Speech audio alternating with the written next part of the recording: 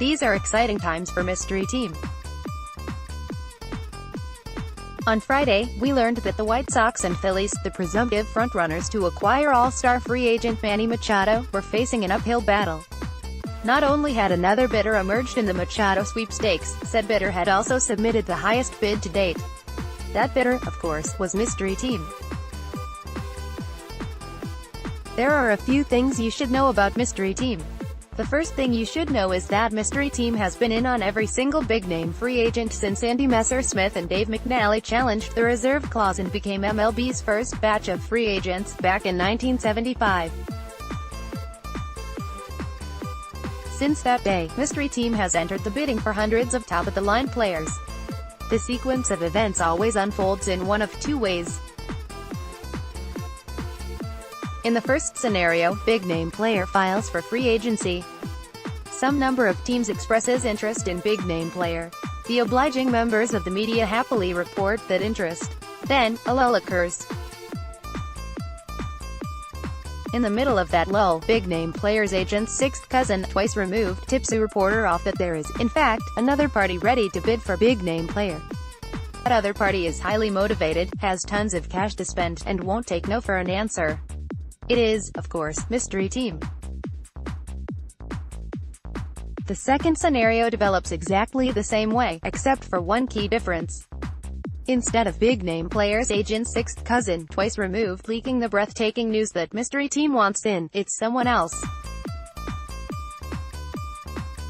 In this case, it's actually the general manager of the most aggressive suitor's arch-rival that just happens to let slip that mystery team is extremely interested.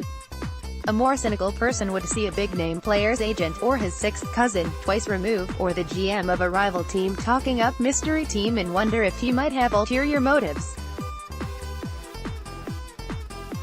Nonsense, we say. Mystery team is real, and its offer is always spectacular.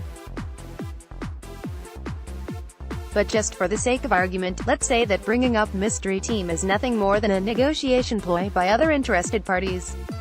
Could you really blame them? The highest bid made public so far for Machado is a 7-year, $175 million offer by the White Sox.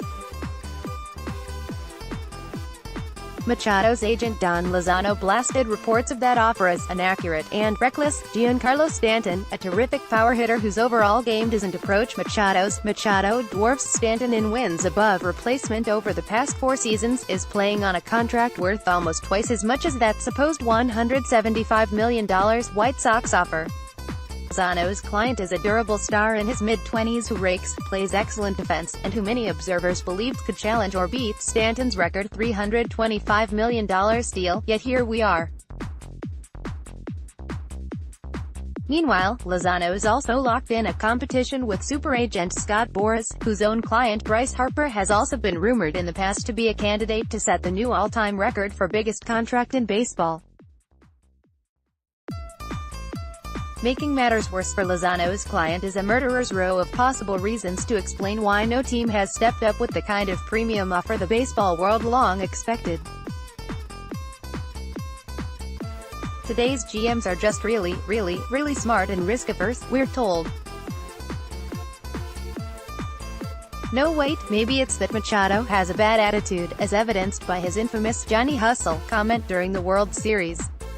Maybe it's just that not trying to win for a few years has become an acceptable, even admired tactic, prompting gobs of teams to lay down their arms and not bid on a ham sandwich, let alone a marquee free agent. Or maybe, as another agent recently claimed, it's that teams are flat-out colluding against players in an effort to drive down salaries. Could you blame Lozano, or a distant relative, if he were to plant a few mystery team seeds out there? Or let's say you're the Nationals. Your big divisional rival's owner has said he's prepared to spend money, and maybe even be a little bit stupid about it. That owner has Machado at the top of his team's shopping list. Could you blame the Nats for sprinkling a little mystery team pixie dust out there?